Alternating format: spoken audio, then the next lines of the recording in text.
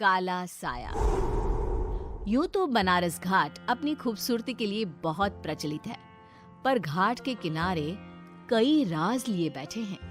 ये कहानी शुरू होती है बनारस के घाट के पास बने ममता निवास से, जहां प्रिया लाल जोड़े में ममता के घर उसकी बहू बनकर आती है। आओ आओ बहू, घर को अपने पैरों से पवित्र करो। ममता घर की दहलीज पार कर ही रही होती है कि अचानक एक बहुत गंदी सी बास पूरे घर में फैल जाती है।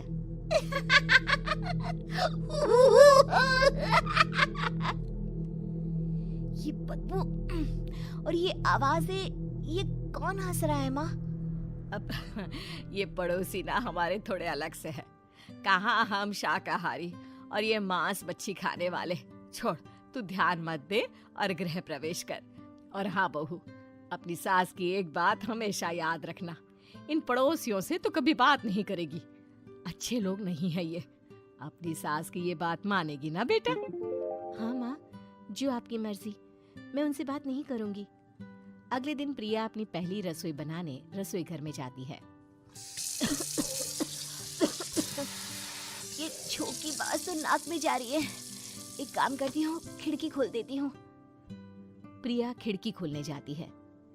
इतने जाले, लगता है इस खिड़की को कभी खोला ही नहीं गया। पर ऐसा क्यों?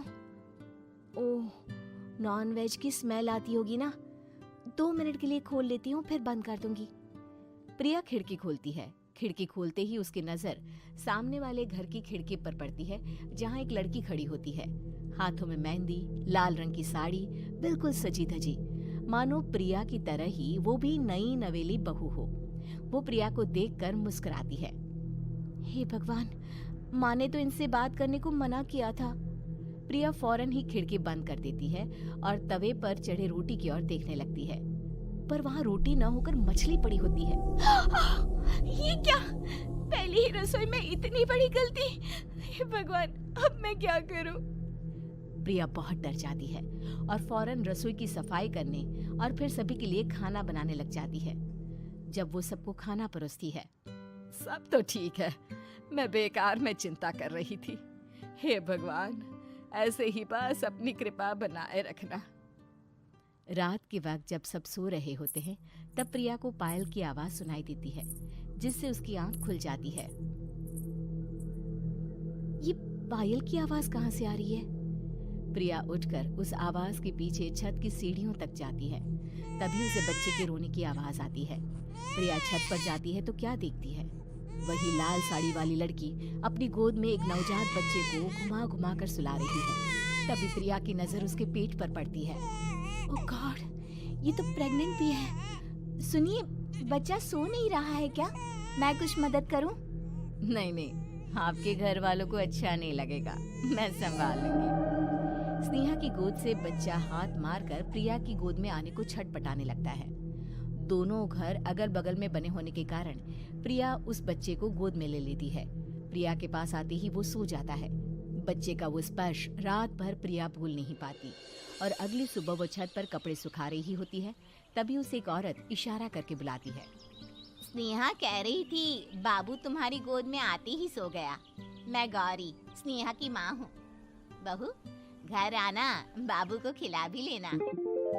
शाम को जब घर पर कोई नहीं रहता, बच्चे से मिलने के लिए प्रिया छिपकर अपनी पड़ोसन के घर चली जाती है और कुछ देर बच्चे को खिलाकर वापस लौट आती है। इसके कुछ दिन बाद ही प्रिया को पता चलता है कि वो माँ बनने वाली है। ममता की खुशी का ठिकाना नहीं रहता।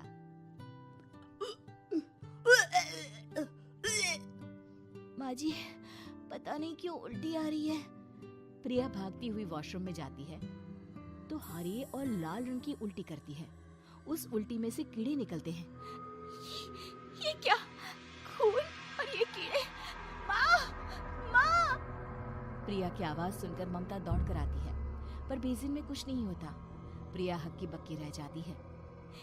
ये सब क्या हो रहा है?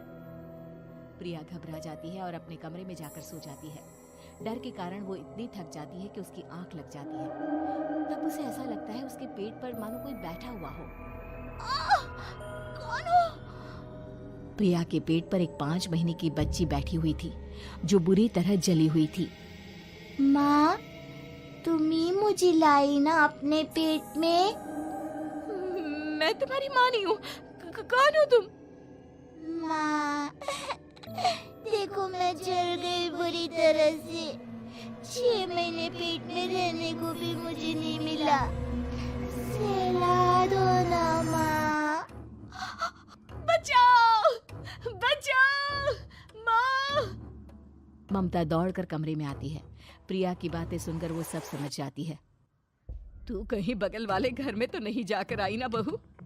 मुझे माफ कर दो, मैं गई थी माँ। उस घर में सब मरे हुए हैं बहू। कई साल पहले स्नेहा उस घर में बहू बनकर आई थी। कुछ ही दिन में वो एक बच्चे को जन्म देने वाली थी। पूरा घर बच्चे के आने की खुशी में खोया था कि एक दिन अचानक उस घर में आग लग गई। सब बुरी तरह जलकर मर गए।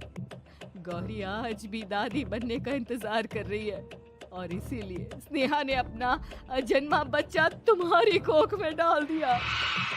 ममता ये कह रही होती है कि पीछे से उसके पैरों को एक बच्चा पकड़ लेता है। दादी, दादी। माँ, स्नेहा की गोद में यही बच्चा था। ये बच्चा कौन है फिर? तेरी मौत है। तेरी भी दादी। जिस चीज का ममता को डर था वही हो गया। ममता निवास के ऊपर मौत ने चादर बिछा दी थी। प्रिया का पेट ऐसे बढ़ जाता है मानो 9 महीने का हो। 2 हाथ उसके पेट से बाहर निकलते हैं। बहू, संतोष को फोन कर, किसी पंडित जी को बुला बहू। प्रिया का पति भागता हुआ घर आता है। ये तो होना ही था माँ। तेरा पाप तेरे सामने आ गया तो तू सह नहीं पा रही है। स्नेहा घर में आग लगी नहीं थी, माँ ने लगाई थी, प्रॉपर्टी की लालच में। और वो बच्चा मेरी पहली पत्नी का बच्चा है, मेरा बेटा, जो कि उस आग की चपेट का शिकार हो गया था। मैंने तुमसे ये सब माँ के कहने पर छुपाया था। मुझे माफ कर दो प्रिया। तुम अगर चाहो तो यहाँ से जा सकती हो।